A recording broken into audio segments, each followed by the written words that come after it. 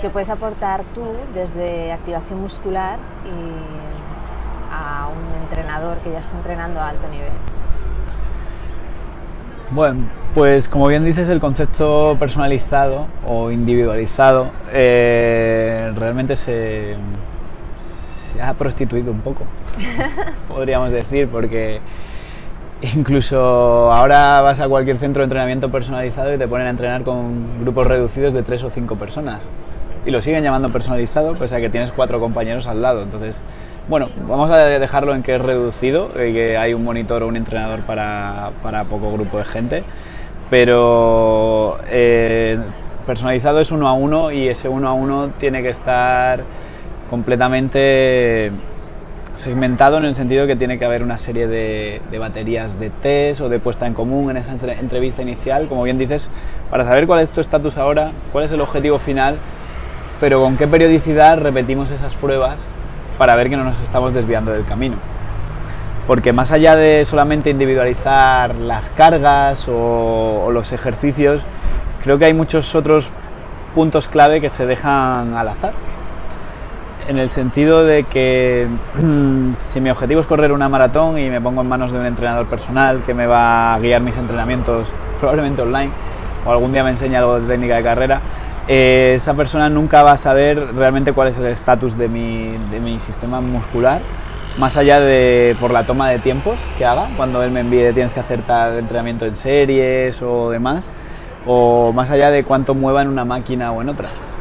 Entonces resulta que eso está bien, es personalizado, pero se podría indagar mucho más. Valoraciones, aunque sean cualitativas, lo más objetivas posible. Es decir, si yo no sé realmente cómo esa persona responde su musculatura, o si realmente no sé cuál es su punto débil, todo tipo de entrenamiento que yo prescriba va a ser basado en mi intuición o experiencia. Lo cual no está mal, pero lo cual se queda corto, en cierto modo. Porque tú puedes ir a clases de pilates, por ejemplo, y que tu profesor estime que lo que tienes que hacer es fortalecer el abdomen después de una serie de molestias o patología, y tiene toda la razón del mundo, pero si no sabe que aparte de ese abdomen habría que segmentar y definir qué movimientos en concreto o qué musculatura en concreto es la que hay que estimular, lo que está haciendo es lo que comentábamos, reforzar lo que ya está fuerte, y el punto tuyo más vulnerable y más débil, que es con el que tú no te vas a encontrar cómodo al hacer ese ejercicio de abdominal, siempre te vas a intentar escaquearte de ahí, no se está llevando ese estímulo. Entonces habrá que ver de qué manera podemos regresar e ir a la mínima cantidad de estímulo que tú toleras con esa musculatura débil, y conseguir progresarla de un modo que luego todo se reequilibre y todos tengan la misma capacidad de generar fuerza. Entonces, lo que realmente se le puede aportar desde el punto de vista de activación muscular a un entrenador, a un profesor de pilates, a un profesor de yoga o de running, como hablábamos, es esa capacidad de tener un enfoque y un análisis de saber realmente por dónde empezar, saber cuál es el punto débil de su deportista o de su cliente, y saber qué estímulos hay que darle a esa zona para que luego todo el cuerpo esté equilibrado y puedas entonces, ahora sí, exigirle y apretarle las tuercas para que haga marca en la maratón o en su día a día pueda trabajar sus abdominales, si es el caso. El tema es que siempre va a haber tendencias, como hablabas, los hipopresivos es una cosa muy interesante. Lo que pasa es que a veces esa tendencia nueva critica las pasadas, y no quiere decir que lo que hacía un culturista esté mal, porque sigue teniendo unos fines, y todo es sujeto dependiente. Esa es la definición que yo digo de individualizado o personalizado. Así que bien es cierto que se puede ir más allá y se puede saber realmente, analizando el movimiento, dónde esa persona no es capaz de generar fuerza, que ese es el objetivo que tenemos con las técnicas de activación muscular. Entonces, el tema es que sí que hay que saber buscar esos ángulos específicos, lo que hablábamos, no todos son crunch o no todos son giros o demás. Y luego siempre hay mucha polémica en estos, porque hay autores que dicen no hagas giro, más rotación, más flexión, otros te recomiendan, como hablábamos antes, el hipopresivo, otros te recomiendan tal. Al final, lo que funciona para cada persona es ese estímulo que es adecuado y que el entrenado es capaz de tolerar y que le genera una supercompensación, que poco a poco va a ir progresando.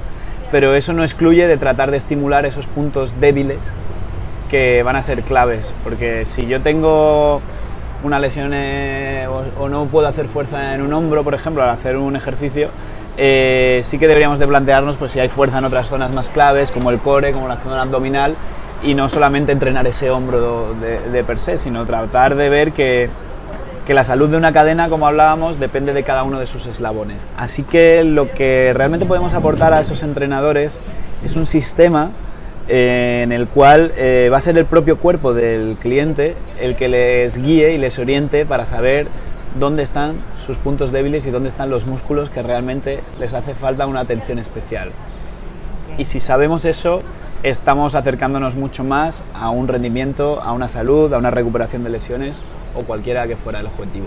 Las personas que pasan por mi camilla, pues como dices, profesores de yoga, profesores de pilates, profesores de running o deportistas, que es gente que conoce muy bien su cuerpo y aún así siguen teniendo la necesidad de un trabajo específico de ciertos músculos que no les funcionan adecuadamente. Y eso es siempre mediante una exploración del movimiento. Exacto. Es así.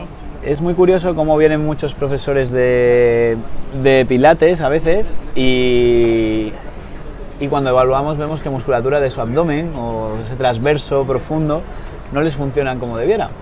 Lo cual es un poco incongruente porque si el foco principal de pilates es trabajar a veces esa musculatura profunda que protege la columna, ¿cómo puede ser que no esté activada esa musculatura?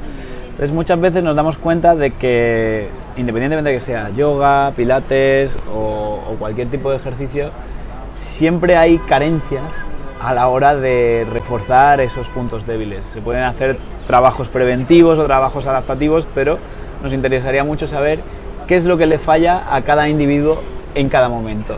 Todo va a depender de lo que ese sujeto, ese cliente, ese deportista tolere en ese momento.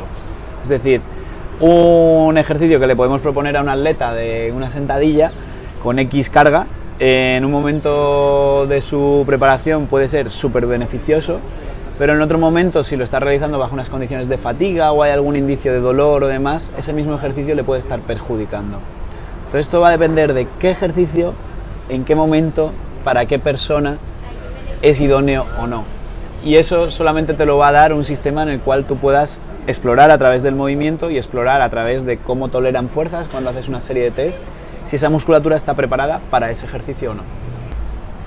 Yo creo que, como hablábamos, si una articulación está diseñada para moverse en todo su abanico de movimiento, ¿no? Tenemos movilidad en los hombros, en todos los planos, en todos los grados, y luego vamos a una clase de lo que sea, ya de body pump o de entrenamiento específico tal, y siempre repetimos los mismos ángulos.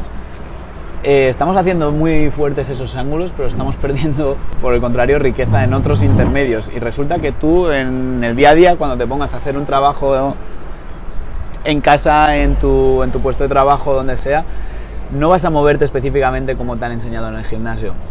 Entonces necesitaremos reforzar todos esos ángulos con diferentes direcciones de fuerzas. Eso sería lo más saludable y lo más adecuado, tanto para puntos de vista de cómo evitar lesiones, como para puntos de vista de rendimiento. Es muy curioso cuando hablamos precisamente de rendimiento. Yo lo hablaba con un compañero que teníamos pues, un cliente que trabajaba y su objetivo era levantamiento de press banca. Era powerlifter y realmente pues él siempre realizaba el ejercicio que tenían que valorar y puntuar en su competición en función del número de kilos que moviera. Y realmente, a través de trabajar otros ángulos diferentes, consiguió mover un 10% más de la carga de la que él estaba habituado. Entonces, a veces nos tenemos que salir del gesto en sí de la competición y dar una mayor riqueza a otros ángulos porque va a tener una mejor transferencia a ese deporte en concreto.